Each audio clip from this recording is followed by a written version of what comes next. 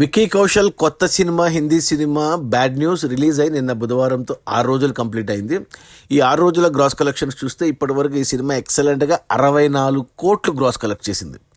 ఇక హిందీలో జిఎస్టీ తీసేసి నెట్ కలెక్షన్స్ చెప్తారు. సో ఆ ప్రకారం చూసుకుంటే నెట్ కలెక్షన్స్ వచ్చేసి 38 కోట్లు ఉంది. ఈ సినిమా బడ్జెట్ వచ్చేసి 80 కోట్లు అయితే 38 కోట్లు వచ్చాయి. మరో 42 కోట్లు వస్తే సినిమా హిట్ అయిపోతుంది. అంటే ఆల్మోస్ట్ 50% కంప్లీట్ అవుతుంది. సో రేపు ఈరోజు గురువారం కొద్దిగా అంటే సోమ మంగళ బుధ రోజు 3 కోట్ల దాకా నెట్ వచ్చింది. ఈ రోజు కూడా మరో 3 కోట్లు వస్తుంది. రేపు శుక్ర శని ఆది వీకెండ్లో ఖచ్చితంగా డబల్ అవుతుంది ఫిగరు. సో ఈజీగా సినిమా 100 కోట్ల క్రాస్ అవుతుంది.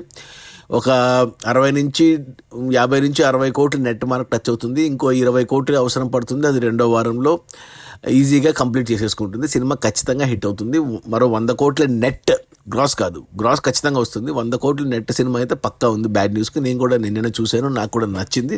ఆ రివ్యూ మళ్ళీ సపరేట్గా పెడతాను. అది మన విక్కీ కౌశల్ తృప్తి డ్రిమ్రీల కొత్త హిందీ సినిమా బ్యాడ్ న్యూస్. ఆమె విరుక్కున్నాడు. Karan Johar producer, Anand Tiwari director. Cinema release అయిన మొదటి 6 రోజుల్లో 64 కోట్ల గ్రాసు, అందులో నెట్ కలెక్షన్స్ వచ్చేసి 38 కోట్లు.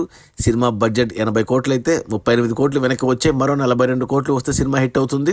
సో ఖచ్చితంగా సినిమా బాక్స్ ఆఫీస్ దగ్గర హిట్ అవుతుంది. 100 కోట్ల నెట్ 2 వారాల్లో కొట్టేస్తుంది. Okay, bye.